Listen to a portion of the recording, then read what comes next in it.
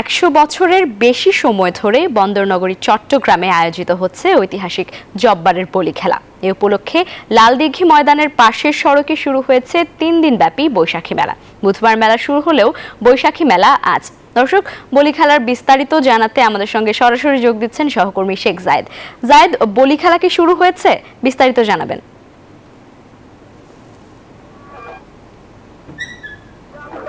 ডমিক্স toilet রাখে fresh 100 flash পর্যন্ত, তাই ব্যবহার করুন ডমিক্স ফ্রেশ গার্ড।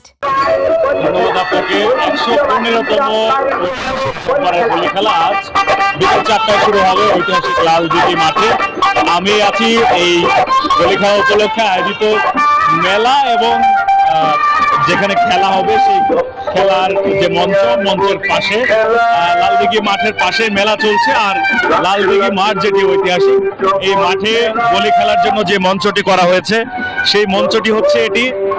এই মঞ্চে মূলত বলি এক ধরনের কুস্তি খেলা, মূলত এই কুস্তিগিররা এখানে প্রতিযোগিতায় অবতীর্ণ হবেন। বিকেল 4টায় খেলা শুরু হয়ে মোটামুটি 2-2.5 ঘন্টা 3 ঘন্টা এই খেলা চলবে এবং পরবর্তীতে এখান থেকে যিনি বিজয়ী হবেন বিজয়ীর নাম ঘোষণা করা হবে মঞ্চ থেকে।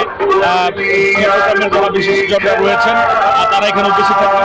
রেলপথ মন্ত্রণালয় স্থায়ী কমিটির সভাপতি ফজলে করিম চৌধুরী এবং চট্টগ্রামের সাবেক মেয়র আজম নাসিরউদ্দিন সহ এখানে অতিথিবৃন্দরা থাকবেন। পাশে দেখবেন যে বৈশাখী মেলা অনুষ্ঠিত হচ্ছে ঠিক এই লালদিঘি ময়দানের আশপাশে যে রাস্তাগুলো রয়েছে, প্রতিটি রাস্তায় একেবারে এরকম মেলার আয়োজন রয়েছে। নানান ধরনের সামগ্রী পাওয়া যাচ্ছে এই মেলায়। প্রতি বছর এখানে আসলে মানুষজন অপেক্ষা করেন কখন এই বৈশাখী মেলাটি আসবে, কখন জব্বারের বলি খেলা আসবে। এবং জব্বারের বলি খেলা ঘিরে এই মুহূর্তে প্রচন্ড তাপ প্রবাহের মধ্যে একটি এলাহি কাণ্ড চলছে বলা চলে চট্টগ্রামে। কারণ এই বৈরী আবহাওয়ার মধ্যে কিন্তু মানুষজনের ভিড় আছে, মানুষজন আসছেন আজকের দিনটির জন্য মেলায় কিন্তু বিভিন্ন বয়সী মানুষজন আসছেন, কেনাকাটা করছেন। আমার কাছে চট্টগ্রাম থেকে ধন্যবাদ জায়েদ আপনাকে।